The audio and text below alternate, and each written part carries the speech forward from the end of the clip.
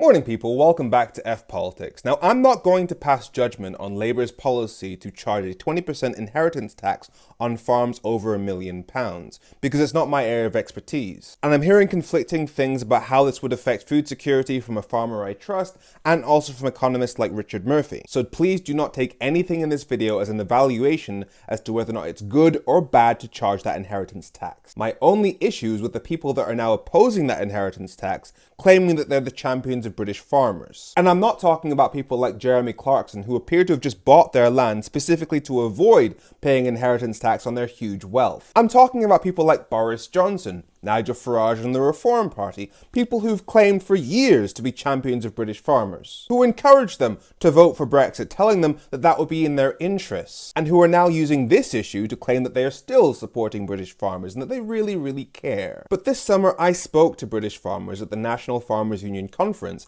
and this is what they had to say. Has Brexit affected you at all?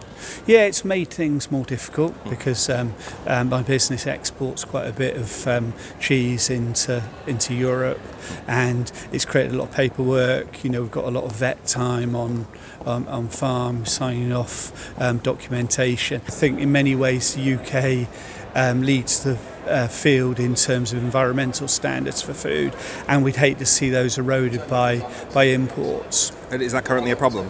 Potentially it's a problem if we do trade deals with maybe the US or another country like that. So that'd be a worry for farmers. You're a farmer? Yes. The real difficulty at the moment is the import and export issue, and with new trade deals due to be made, we consider ourselves to be the highest welfare in the world, and we're trying to import often from some of the lowest in welfare. And that's a big problem for us at the moment. And that's not just anecdotal, it's borne out in the data. Farmers Weekly did a survey last year and they found that 69% of farmers say that Brexit has either fairly negatively or very negatively affected their businesses. And that's because of things like the extra red tape when it comes to exporting, the loss of the subsidies that the EU was paying them, and within a year of leaving the EU single market, the Food and Drink Association said that Brexit had cost £2 billion. Now, Farmers Weekly also pointed out that the farmers who voted for Brexit, which the evidence shows is about maybe 54%, they were a bit more positive about Brexit. In my view, that might be a bit to do with pride. And it might explain the reaction I got in this video. How has Brexit affected you? How has it affected me? Your farm?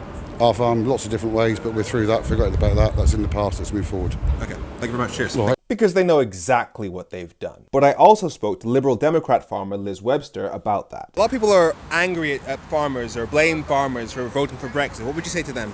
It's a false narrative. Only about half of farmers voted for Brexit, which is actually lower than the national average, given the age and the fact that most farmers are male.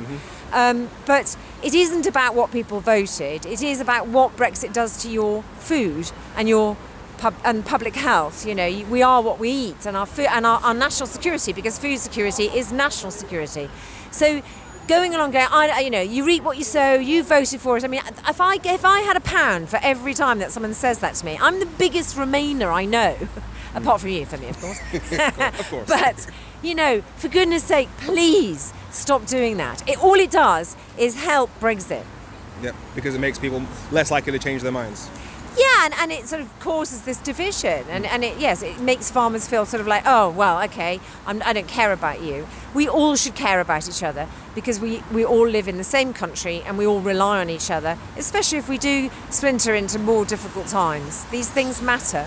And remember, people like Boris Johnson specifically promised that Brexit would be good for British farmers. Our point of view on the Leave camp is we want to fund and support agriculture. And we've said that from day one of this campaign. But furthermore, the extra incentive for our farmers to go for leave is getting rid of that burden. It's the form filling.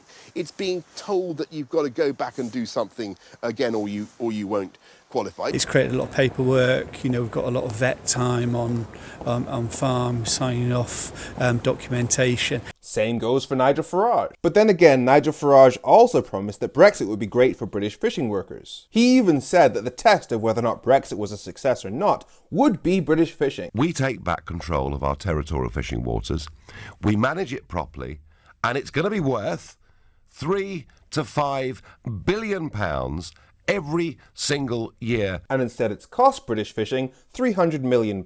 So it's not surprising that Nigel Farage almost never talks about fishing anymore. I should also point out the saddest thing that I heard during the entire Stop Brexit campaign. It was when I was speaking to farmers in Anglesey, and this Brexit voting farmer told me about how she'd voted for Brexit because she'd been promised that if we left the EU, we'd basically create like a fortress Britain. We wouldn't import any food from outside, and so everybody would be forced to buy British, which would boost her farm. The problem is, the Brexiteers were also saying at the same time, no, actually, we're going to basically import everything from around the world, cut all the tariffs, and we'll get all this cheap food in, which would actually destroy British farming. So the Brexiteers were promising completely opposite things to different people. They were promising the general public will import all this cheap food from elsewhere, while they were promising farmers we won't import any food and everyone will buy your produce. And these are our politicians, the people who we trust to make our laws, so literally our legal representatives. So as much as you might want to blame farmers for voting for Brexit, they weren't the core problem.